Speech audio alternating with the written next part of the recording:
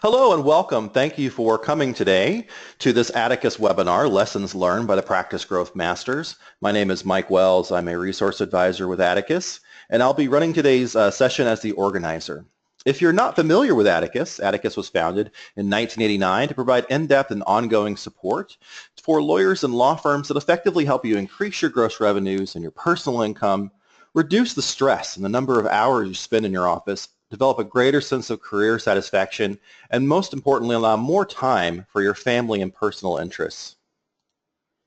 If you've attended an Atticus workshop or a webinar in the past and later realized you could benefit from further help implementing change in your practice, the best way to accomplish your goal is to see if you qualify for enrollment in our Practice Growth Program, which meets quarterly for 2 days. If you're unsure whether a group program is right for you, we highly recommend talking to us about a Practice Growth Diagnostic to determine an individual course of action to foster significant growth in your firm. If you'd like any more information about our programs or the diagnostic, you can contact us at grow@atticusadvantage.com. Before we begin, I'd like to just go over a couple of logistics for you. To ask a question, there are 2 methods in which you can do so. You can use the chat function on your GoToWebinar dashboard to send a message to the event organizer. That's me. If you'd like that question to remain anonymous, please indicate so in your message. You can also click the hand icon to indicate you have a question or a comment, and we'll call on you. When we do, we'll unmute you so that you can be heard. Today's facilitators, interviewers are Sean McNallis and Mark Powers, founders of Atticus. And now I'd like to hand over the session to Sean and Mark. Thank you very much for agreeing to facilitate today and interviewing our special guest. Great, thank you, Mike. This is Mark Powers, and Sean is with him. Welcome, Sean. Thank you very much. I'm thrilled to be here. Great. So, Mike, could you do me a favor and flip to the topic slide? So let me talk a little bit about what we're going to do. We're going to interview someone that really has demonstrated mastery in their practice, has brought their practice from, actually I'm going to let Michele describe where she's brought it from to where she is today, but you'll see when she's speaking that she's really developed some mastery to the running of the practice that's given her a competitive advantage in the marketplace. And so this is for all of you that are listening. So you're going to hear Michele. She's great. She's made phenomenal strides. But beyond that and beyond the inspiration, I want you to truly listen to her for any action that you can take that would make a difference with your practice. So you can come to these webinars, and they're great, and they're interesting, and Michele is fabulous and entertaining, but it'll be a nice webinar if we go at it from that perspective. But my recommendation is listen for an action. Listen for something that you could take away from Michele's conversation that would make a difference in your practice. Atticus we don't take these webinars lightly, and I hope that you don't. So you should know that I'm going to look at the end of this session, and if I have time, I'm going to ask for a couple of you what action you're going to take. And I'm going to have someone from Atticus follow up with you. And I want to know what you did, what action you took, what difference that you can make out of Michele's conversation. And that would be the greatest testament that you could give to Michele and thanking her for her time. So we'll also spend a few minutes going through, for those of you that are interested, we'll talk a little bit about some dates for Atticus programs. And then I'll give you what I would say is the most important recommendation that you could take away from this call. So with that, I am going to turn this over to Sean. And Sean, I'd like, if you would, just to take a moment to introduce Michele, and then we'll hopefully be able to get right to Michele. My pleasure. So today's guest is Michele Fuller, and Michele is an attorney who is also an extraordinary woman. She's founded the Michigan Law Center in Sterling Heights, Michigan, and her practice focus is on elder law, special needs planning, VA planning, settlement planning. As you can see on the slide, she's active and she's celebrated in a number of different legal organizations. She's won quite a few awards, and to top it all off, She's been the author or the co-author of several different books. So, Mike, if we could see the next slide.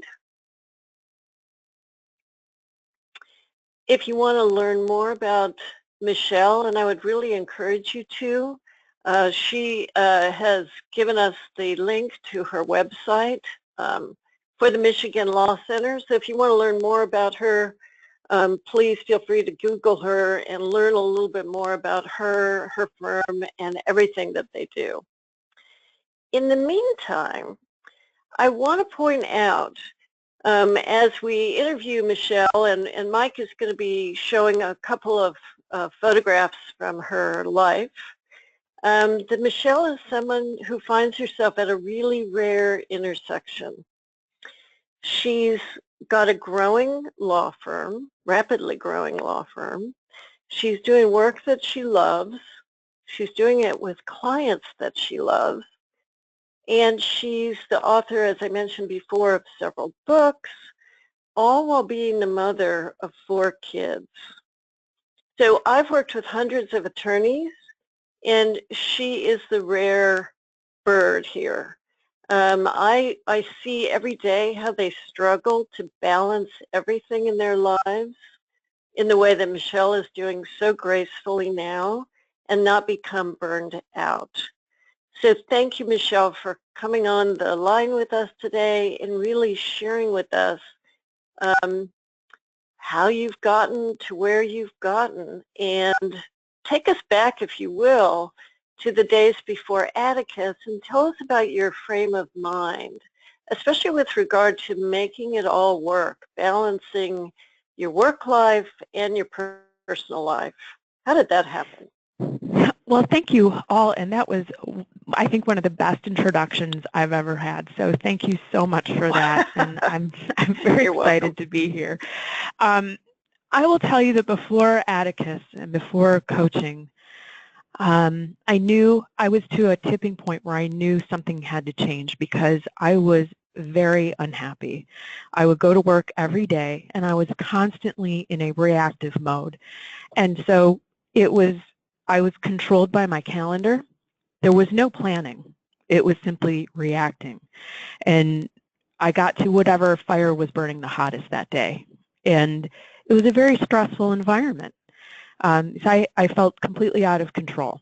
And as I like to say, as I've looked back on things and the way things used to be, is I was constantly putting out fires, but I was the arsonist.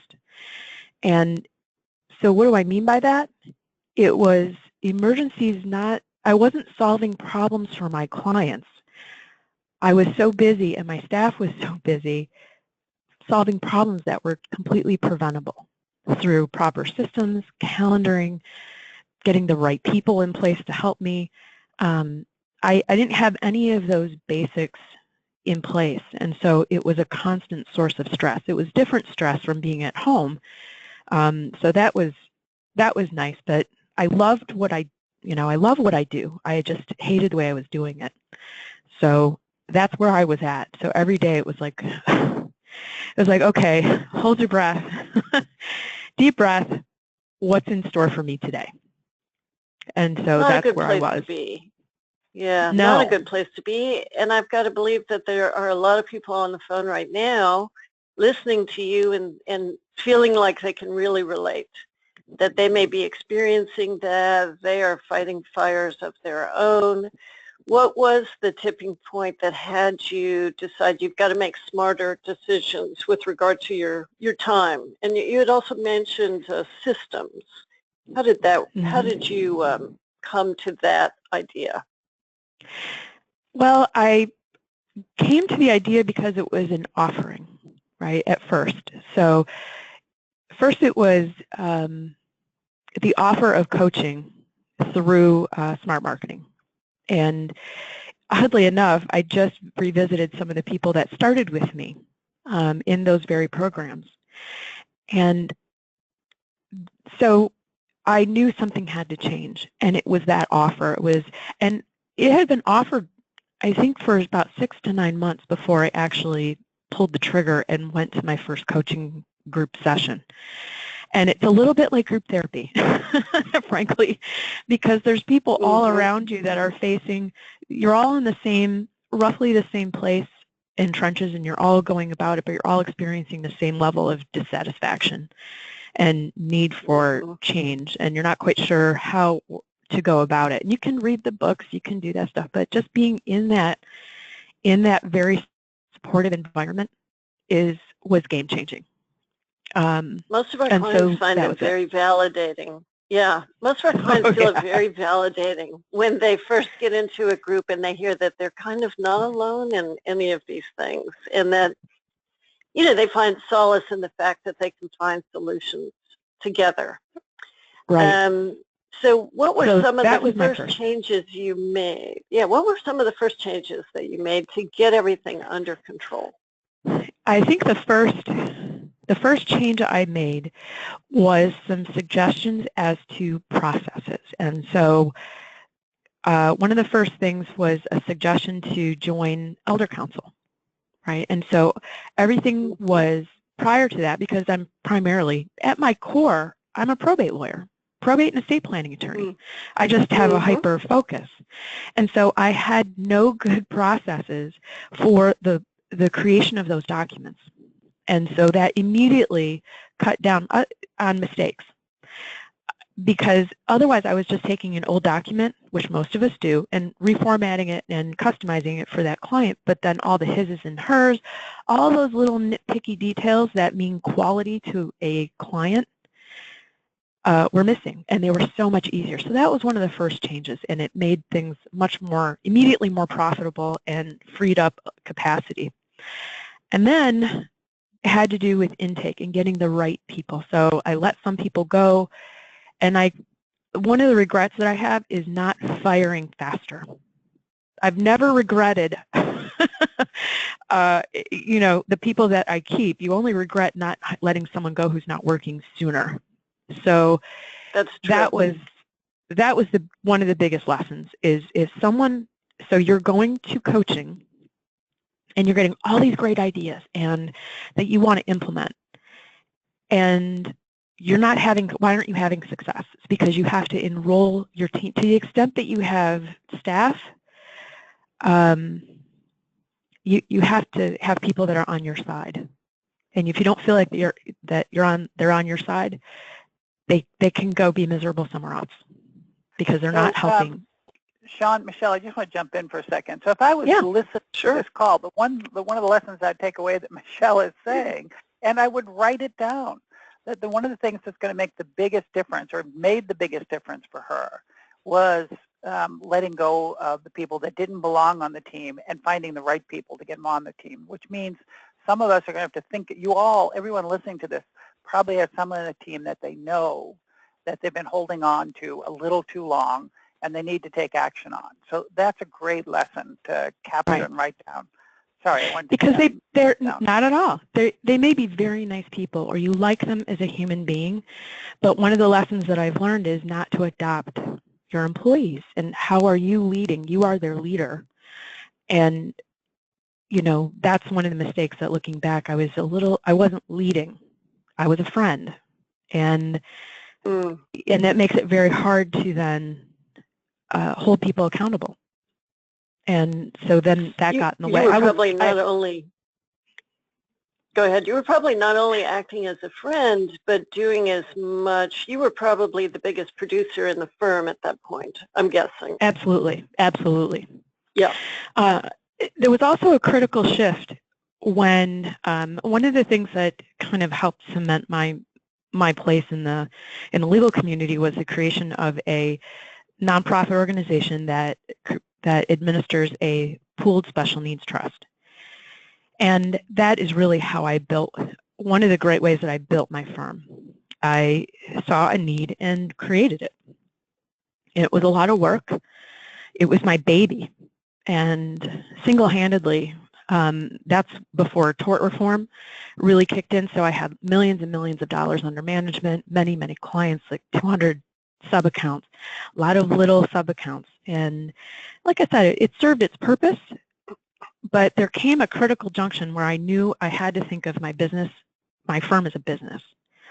And that was when I was approached to be counsel for an equally large nonprofit that was administering a pooled trust.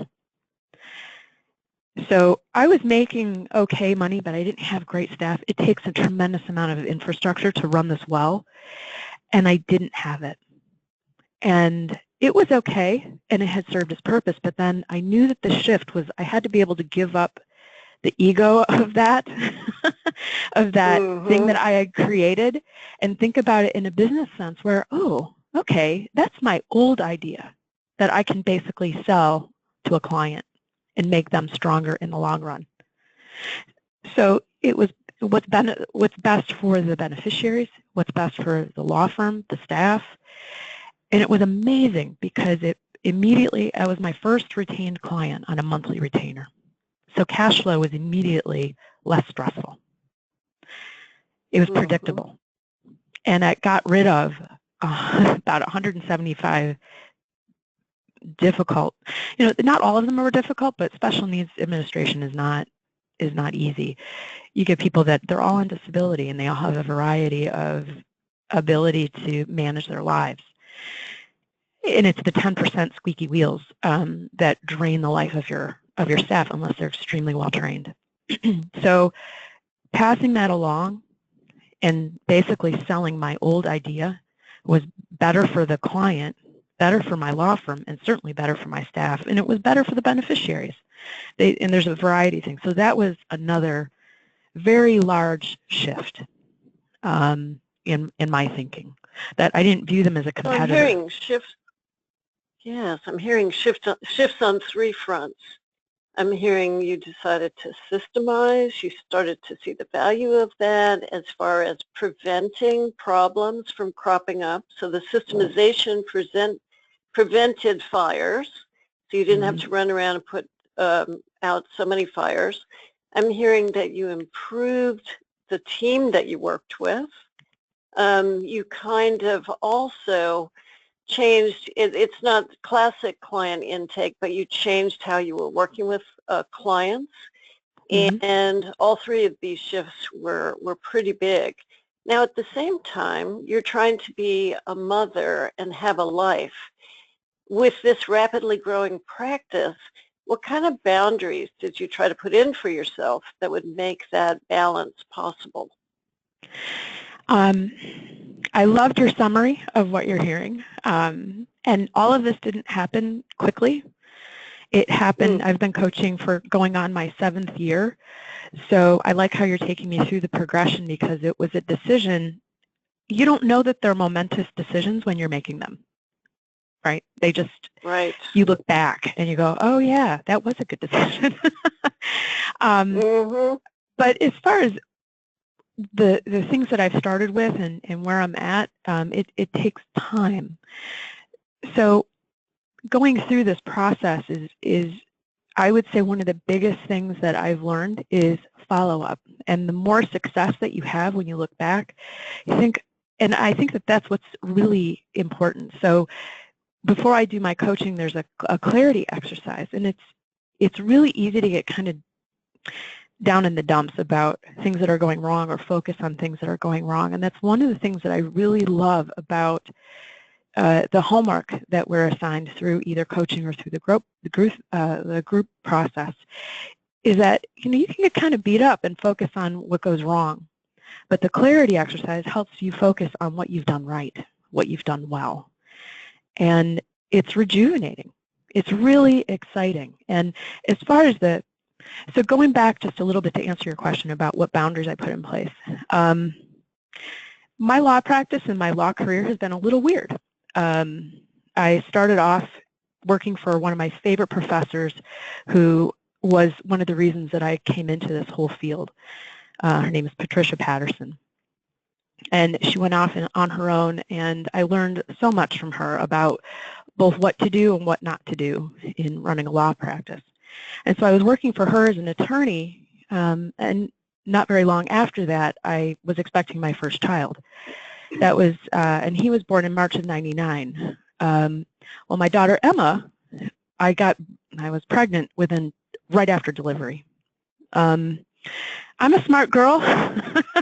I know how these things work, but biology sometimes control. Life happens, right? And in my case, it was just it was children. It was a happy thing, but it could also be something that other people, life happens to them too. So I very quickly realized that I could not be of value, sufficient value to her in order to earn what I wanted to earn. Secondly, I saw some of the limitations. In retrospect, something that was pretty instinctual was that I saw the cash flow, and I was never going to be able to earn what I really wanted to earn. Third, I absolutely is critical with 2 babies, 1 and newborn. I was going to absolutely need hard boundaries as to when I was going to work, and it had to be my decision. So then I had Emma in April of 2000 and immediately was pregnant again. Again, I know how this works. I know how biology works. And it just took over my life. So here I had a 2-year-old, a 1-year-old, and a newborn. And my children are absolutely a priority. And at that time, my daughter was, when she was, well, it was about a year after that she was diagnosed with autism. So this perfect little baby who was the first one to walk, to talk, to do all those things, it was like the lights went out right after her 2-year vaccinations. So that immediately was top priority. And one of the smartest things I did was enroll my mother for help. So my mother, my in-laws helped tremendously in the balancing of life. And so I worked 2.5 days a week at that time, still running my own practice, and enrolled help with a colleague who was in a very similar position with young kids. We shared 1 full-time secretary, and the clients never knew when I was really there and when I wasn't.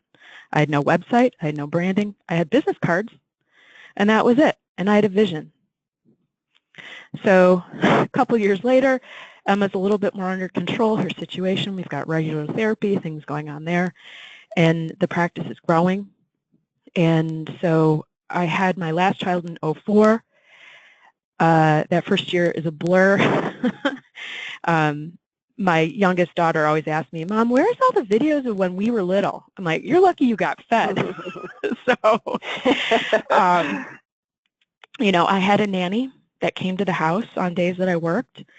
And on the days that I didn't work and I was home with them, I was really happy to be there. And they had my full attention. I did not, that was really before smartphones, and at that time we all had Blackberries, I think. And so the technology wasn't where it is today. And I think the demands today, you need to set even more rigid boundaries because it's way too easy to be accessible 24/7.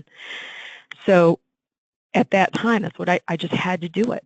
I had to internally just say, I am completely present for my children and they need me right now. That's it. So those 3, and then it increased over time. So then my son is 1, so 5, and that's when I started my nonprofit. So things really took off. One of the things in retrospect is that when my son, my youngest, was in kindergarten, he just completed 6th grade. So 6 years ago is when I started working 5 days a week.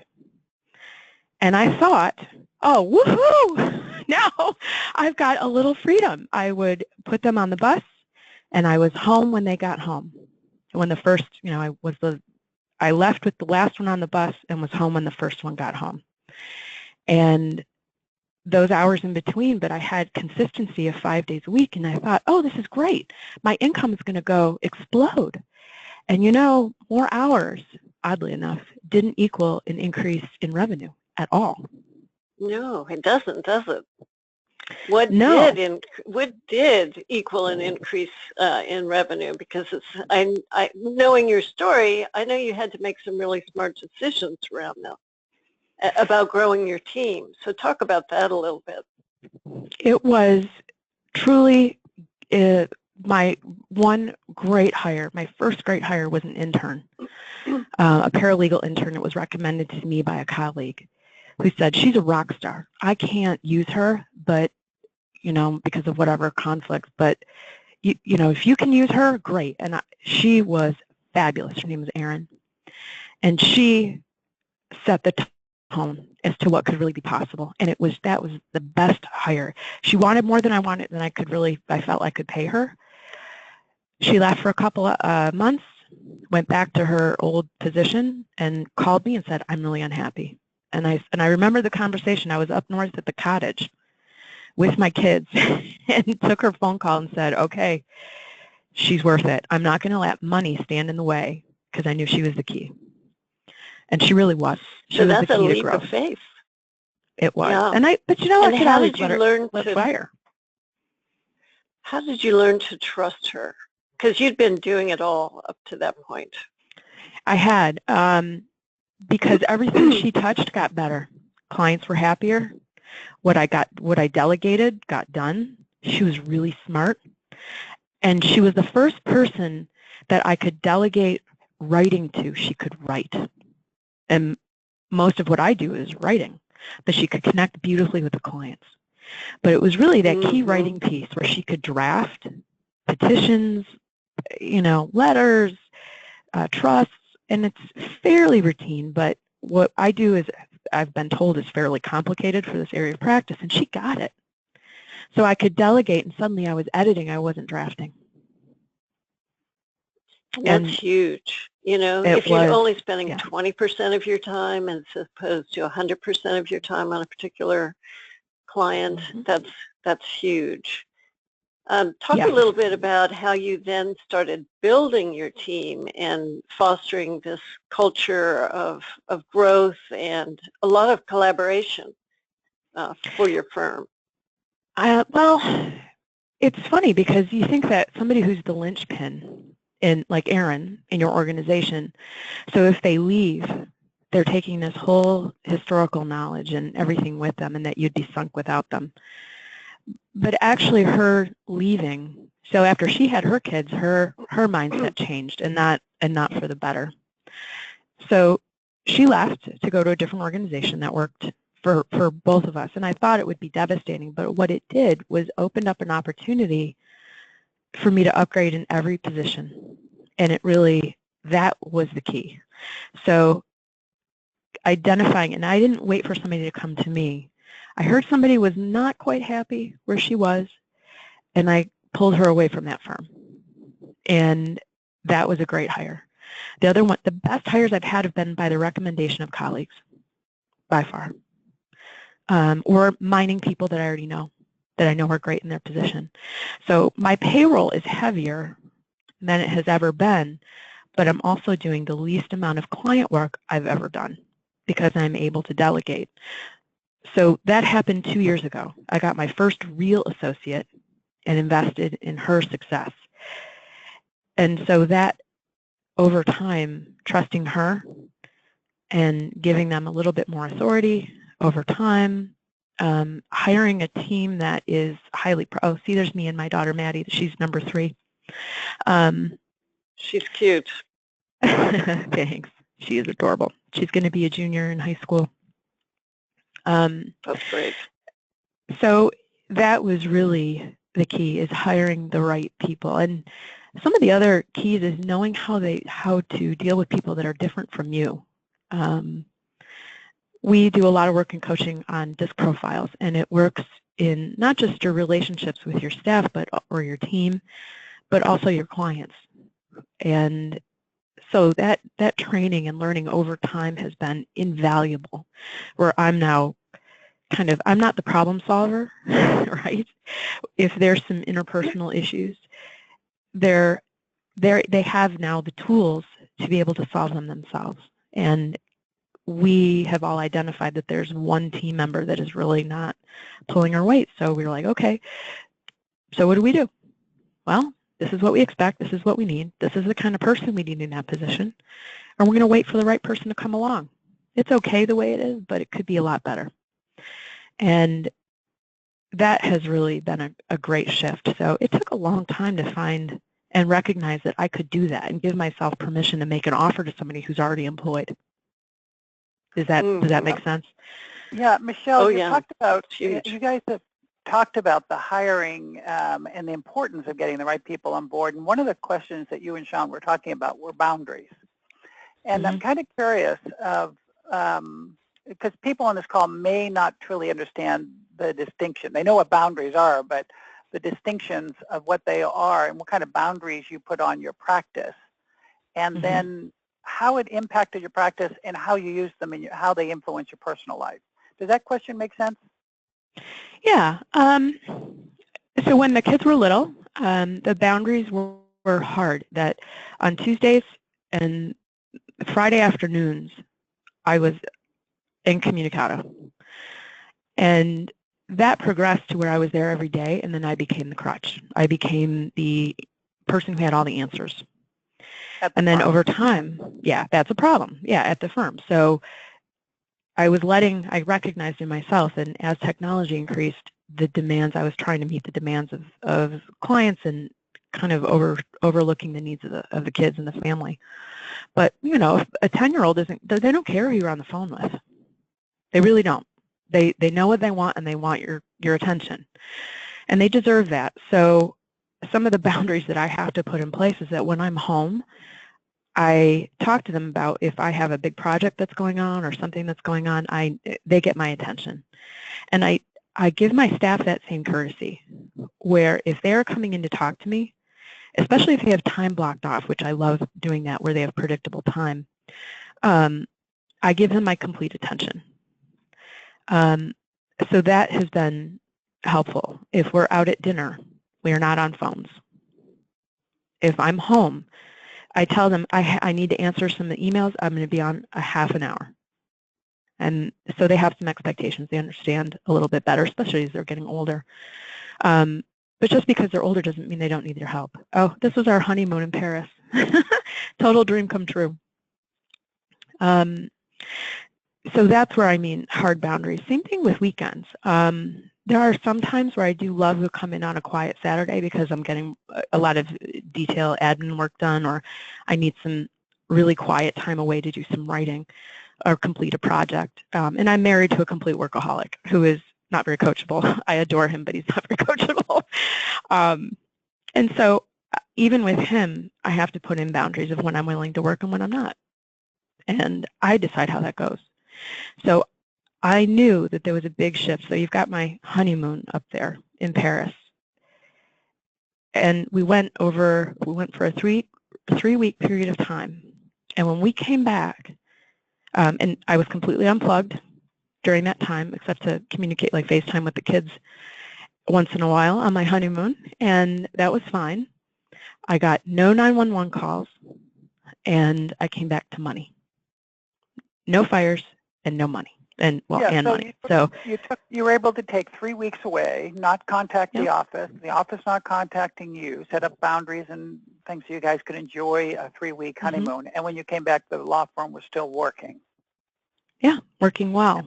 And the surprising outcome to that was that they had so much confidence by being able to do that. It was like, look what we did, because they were able to solve problems. And the thing is, I have confidence in them because they're smart people.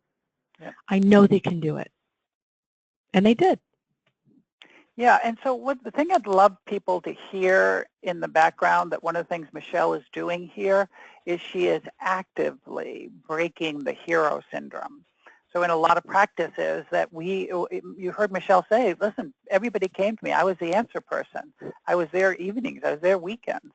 But what Michele had to do was break this heroic model that she's the only one that can keep the firm together, save the firm, and be the answer person. She had to make these boundaries, these clear breaks, and let her have her team have a chance to step up and win and get some confidence, because it's the only way we've ever learned is by having a chance to make some mistakes. Right. Great work on that. Thank you. That was a little tough. I have to tell you, ego-wise, it was something that I noticed in myself if I got a little uptight about something.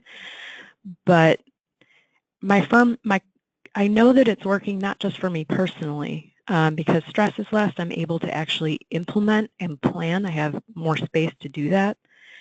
I have a team of people that we call in DISC profiles are high S's and high C's. So they're high on follow-through. They need predictability and processes to feel safe and appreciated.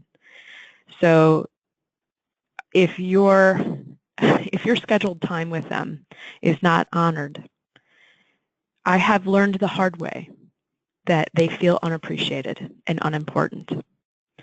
And so in my personality, I prefer things that are a little more off the hip, but it doesn't work in this context. My team works better if I am committed to their success too.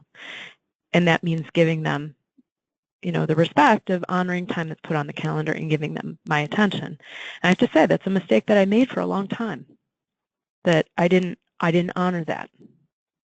And that was the effect. Michele, typically how many days would you say you take off from the firm on an annual basis?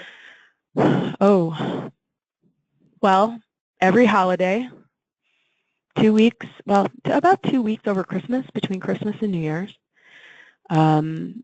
Not just for myself, but for the firm, everyone gets their birthday off with pay, because once you're 21, there's really nothing worse than going to work on your birthday and being able to sleep in, and that's a treat.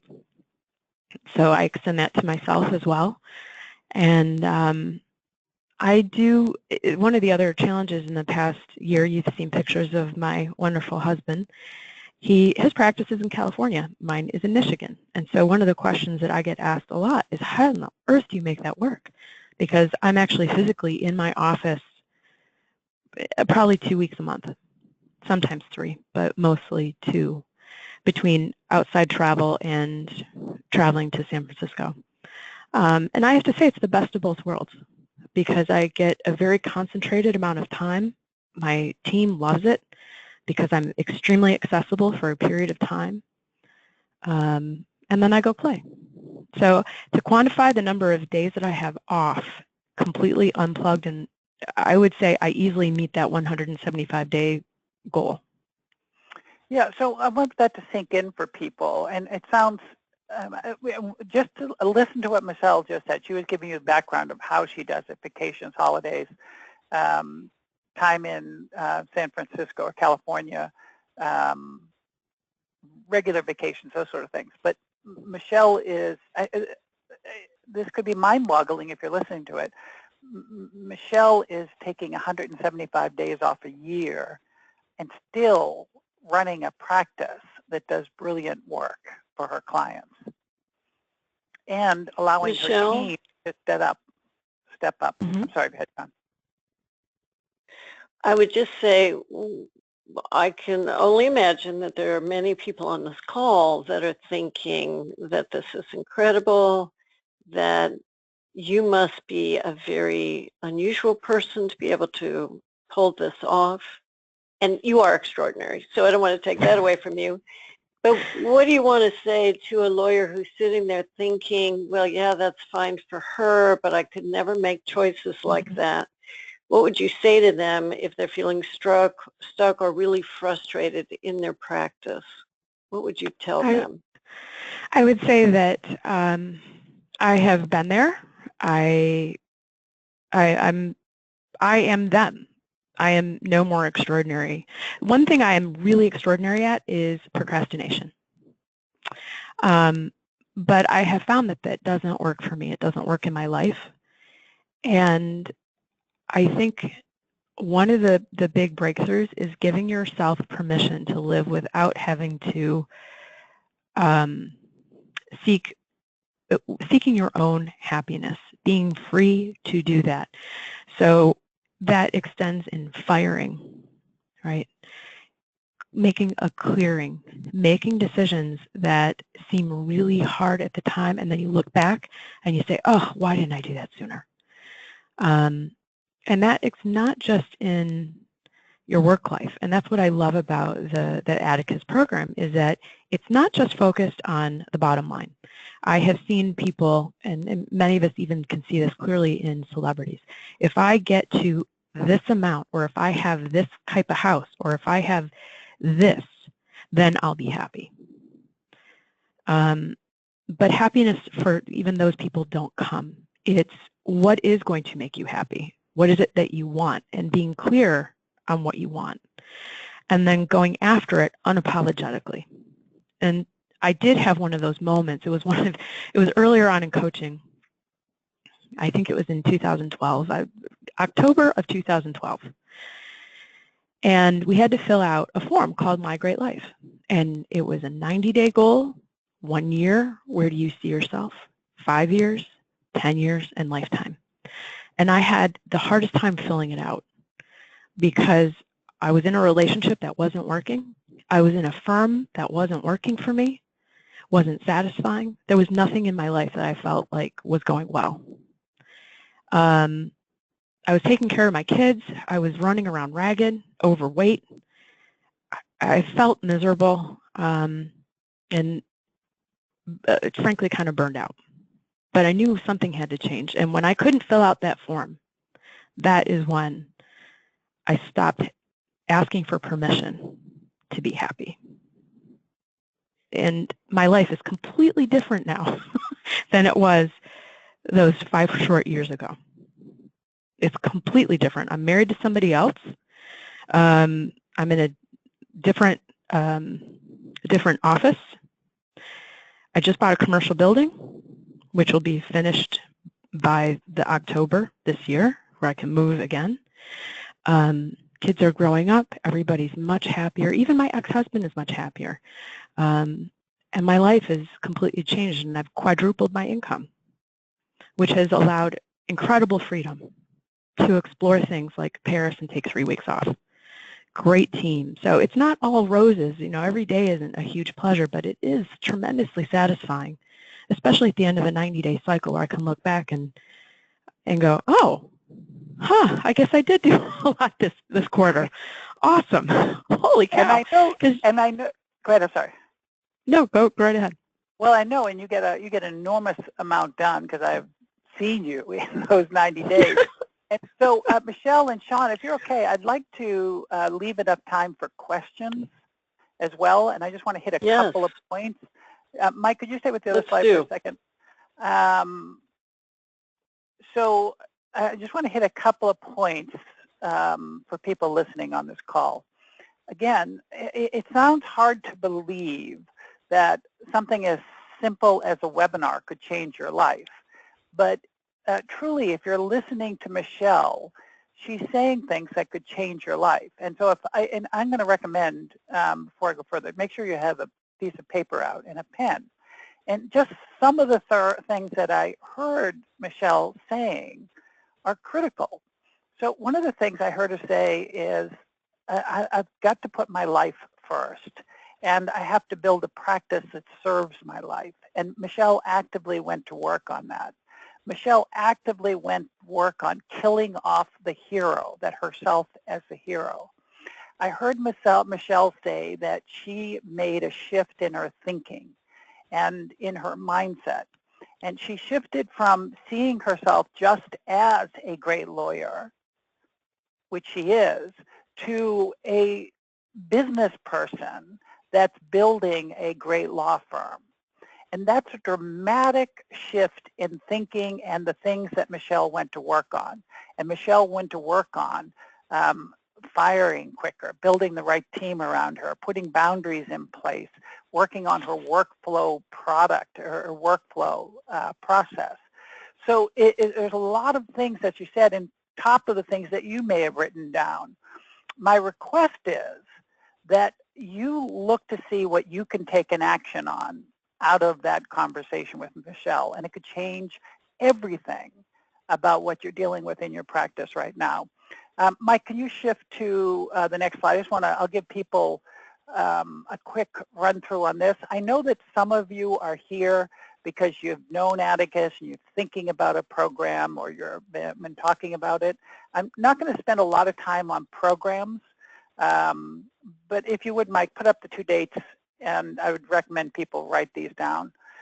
There's 2 primary programs that anyone on this call that should look at. One is the Practice Growth Program. Write that down. And these are the 2 dates, one on the West Coast, August 24th and 25th in San Francisco, and the other is in Orlando, November 6th and 7th. Matter of fact, there is some openings. I think there's a few openings for a program in July if someone is willing to get going quickly. That may be sold out. And then the Dominate Your Market program, which are pretty full right now. We're taking reservations for 2018. So for most people on this call, the thing that they should look at if they're interested in making a shift, taking an action that would make a difference in their life, their practice, and their family's life, and their client's life, and their staff's life, is to do something like the Practice Growth Program. It's a program that's really designed for you to take control of the practice, to break through the heroic stage, get away from the heroic stage, and build the 4 cornerstone systems, which are time management, marketing, staffing, and cash flow. Every single one of us need to get systems in place so we can truly grow the practice. In the Practice Growth Program, now, this is, and I know that Michele and other people would tell you, oh my God, this is what you're saying, Mark, is so minimum. But it's true. We tell people the minimum. We don't overpromise. But if you're in that program, in the first year at a minimum, you're going to see your revenues go up by a minimum of 25%. And that's conservative, but that's the minimum. You're going to see your free time and your control of your life come back in shape. You're going to get your weekends back under control. You're going to get vacations. You're going to get holidays.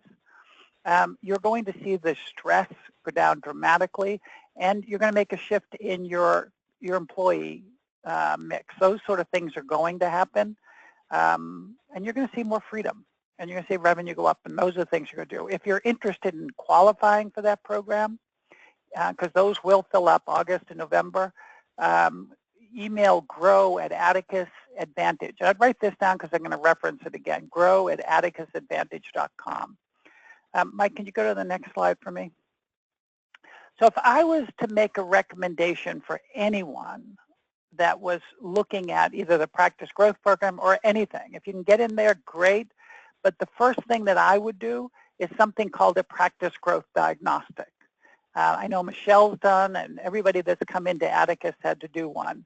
And it was really to look and see, let's take a look at you and your practice first, and then make a suggestion if the Practice Growth Program is right, or there's some things you should be doing right now. So it contains 3 elements. We're going to do an assessment of your practice. We're going to look at the profitability, the staffing, the time management, the marketing, where you're strong and where you need to do work. We're also going to do something you heard Michele make a reference to, the DISC behavioral assessment. And we're going to look at your strengths, your abilities and weaknesses as a leader in communication with your team and the things that you might need to adjust or at least work on.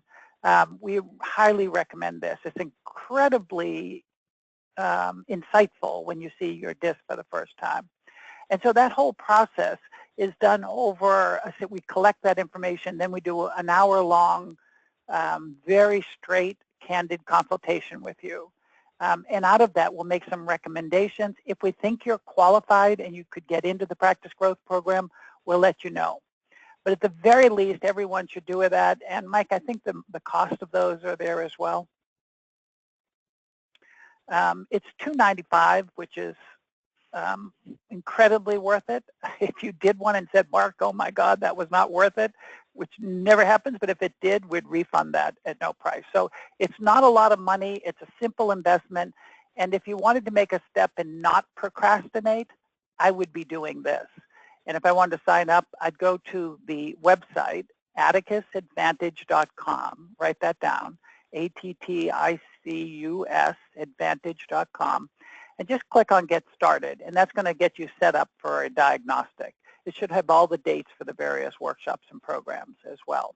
So atticusadvantage.com, let's get started. These are upcoming webinars. You'll get a notice of them, but if you enjoyed this webinar, we've got one, the 10 Big Lies That Stop Your Practice Growth, the 5 Worst Financial Mistakes That You Can Make, and trust me, there's a number of them we can make, and another Lessons Learned. So Mike, I want to say one other thing. If you go to the next slide, That's that if you have a question about any program, or you want to get into a practice growth before it fills up, or you want to get a diagnostic, you can also just go grow at atticusadvantage.com. And Mike, could I have the next slide, please? So we're going to take some questions for Michele, and I'm going to turn it over to Mike to do that. Before I do that, I want to remind everyone that what we said very early on in this practice, we don't take these webinars lightly. And so my desire for you is that you've written something down that you will do. At the very least, you'll get yourself a diagnostic. And I'm going to, when you invest in these webinars, we invest in you. So I'm going to have someone follow up and see what action you're taking. So you'll hear someone from Atticus call you or connect with you, find out what you're going to do next. So if you have a question, you can go to the chat function. You could raise your hand. And Mike will either have some questions listed or he'll have some that he can open up for us. Mike? Yeah, thanks, Mark. We do have a couple of questions that have been sent in. Robert asks specifically, how did Michele cut her work in half and quadruple her income? Was it higher rates and more billable staff? If so, how did your rates change? My rates, what we did was we actually started keeping track of how much time particular matters took to do. But one of the critical pieces was that I decided that I was I love my credentials. My bio is, I would put them up against almost anybody. And it gave me the confidence. First, I had to know what my practice was. What kind of practice do I have? And my practice is the expert's expert. And so that's one of the things that we go through in the PGP program is, who are you as a practice, as a firm, and is that what you want? And I found out at that time I was running 3 different practices all at once, an expert's expert, a high volume, and an experienced practitioner. So I was a little schizophrenic. So I had to pick one, right? And that helped because it helped me focus. And when I did that, I decided I wasn't going to compete with my colleagues. I was going to set the pace, and that I was willing to have people walk away. So what changed was that we had less cases, but for a higher profit margin. And so that helped tremendously. So I had great cash flow and less to manage, so we could deliver better service. And that was key. So when people tell me, well, I can get a trust for $1,500, why do you charge this? Because I have the expertise. We fix things. I'm not competing with other people. You get what you pay for. And the concentration has always been on delivery of excellent service. And I know that it's working because our client referrals have increased dramatically. And that is key in hiring the right person to help manage that. And I'll jump on that with you, Michele. Robert, the other thing that Michele would have had to done, she had to put a high focus on marketing well, having much better job at client intake. Any firm that can do what she's doing, they're marketing better, more effectively. They're focused in the right places for marketing. They've freed themselves up to market. They're doing a much better job at client intake and choosing the right client, because that's a big headache. We make a mistake there. And Michele was setting boundaries and delegating more, which means that she was moving profitability down through a team instead of just off of her labor and her income. If I could just piggyback on that, that was an excellent summary, Mark. And what I would say is one of the first actions that I took was, everybody on the call can probably think of at least a couple of clients that when they call, you cringe. You don't want to talk to them. You don't want to answer the phone. Your staff hates them because they're difficult, or you just can't please them. And so that's the first action that we took, was getting rid of those people. And it really inspired confidence in my team, because to them it meant that I cared more about them than the money. And then setting, like Mark said, setting some boundaries as to what we were willing then to take. What does a great client look like?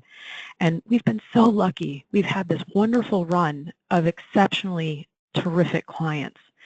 And the other lesson that I've learned is that truly, if people are reluctant to pay you up front, so one of the things that we do is that we ask in the estate planning world and Medicaid crisis planning, special needs planning, I ask for 100% up front. We don't have any pushback on that. And the only question that we get sometimes is that initial writing of the check. And if they don't write the check and they're reluctant to do that, the relationship never gets off the ground because they've already set the tone that they don't appreciate or understand what we're doing for them. So they're either looking for a price or they have some other parameters that are at work there. And that's okay. That's completely okay. And so those were some critical actions that we took, getting rid of clients that we absolutely couldn't stand. And that includes trust clients. And then increasing pricing so that it was more reflective of the value that we're giving. And Robert, this will sound, I know, Mike, we want to get to the questions, so this will sound a little odd, but I can tell you that I can say this with confidence, and I think Michele can too. The other thing that she did to get all of this under control, she didn't procrastinate. She made a commitment, and she stepped into a coaching program. And I'm not kidding. Michele was coachable. She got accountability. She got structure. She got guidance. She got information. And she executed on all of that. And that makes all the difference in the world. Go ahead, it can Mike. feel a little overwhelming because you feel like I've got so much to do. How can I, it can feel a little, especially when you start looking under the rocks and taking the diagnostic. But I will tell you that's the first step, is that you look at where you're really at. And that's where I discovered, oh, I'm running 3 different practices. No wonder things aren't working. And just getting focused on who you want to be when you grow up, right? What kind of practice you want, what really works for you, will help focus your marketing, your team. Everything starts from that first decision. And that's why I love the coaching, because it runs in these 90-day cycles. So after your 90 days, by the end of that, no matter who you are, you can start feeling a little beat up. And again, you can start thinking about the negatives. So then you go to the coaching, you get tools, you create an action item, you have accountability and camaraderie, and you come away completely energized. And once you enroll in that, the best decision that I made was getting my key implementer on my team there next to me. Because it's one thing to come from you, but when you have your teammate there who's part of your staff, they can be a key force in implementation. Particularly, for me, I'm not a highly detailed. I like details to be right. I just don't like having to do them. That's just who I am. But so I enrolled help. Mike, do we have we've got Kelly sent in a few questions, and one of them I sent her the answer to already, and that's the 4 cornerstones. Just to repeat that: time management, marketing, staffing, and cash flow. But Kelly also asked a couple of other questions. One in particular is, how do you keep track of your time for matters? Michele, do you prefer or suggest a specific software? So how do you keep track of your time? I keep track. Currently, we use MyCase. If you have a more robust or larger firm, I would suggest looking at Clio. Leveraging technology is incredible. One of the things that we are also looking at is relationship management software. And of course, there's Salesforce and Constant Contact. But one of the key insights I had from a colleague was Cloze, C-L-O-Z-E. And it's an app I know a colleague of mine that runs hundreds of millions in a national pooled trust from his phone using that app, which I was completely blown away. So one of the things, it's not necessarily choosing there's not going to be a perfect software package that will suddenly blow your mind. They're all okay. None of them are perfect, but using them, it's kind of, we say this a lot in coaching, it really helps if you use it. you know? So it's like a gym membership. Yeah, I belong, but I don't go. So it's really just choose one that best suits you and your budget as much as you can, and then fully use it and commit yourself and your team to using it. Thank you again, Michele. That's the last of our questions. Mark and Sean, thank you. Is there anything else you'd like to say to our attendees? No, mostly thank you to Michele for being so gracious and so kind to share the things that's making a difference in her life with everyone else. Thank you for doing that. And Sean, thank you for doing a great job with setting up this interviews. And thank you all. This It's is from been me fun. to all the attendees. Sorry, Sean, go ahead. And thank you, Michele. Thank you, Michele. It's always a pleasure to talk with you. Likewise, you two are the best. Thanks, Mike Wells. You're awesome. And thank you for sharing an hour of your time with me today and listening to what I had to say. If you have questions, please feel free to email me. But otherwise, I just want to leave you that you have the power and all the control to change and make your life the way you want it to go. And I would just say that this has been one hell of a ride, and I've enjoyed most of it. No, really, it's really been awesome. So thank you all. Thank you, and everybody have a great day. That's great. Thanks, Thank Mike. you all. Bye-bye. Bye-bye.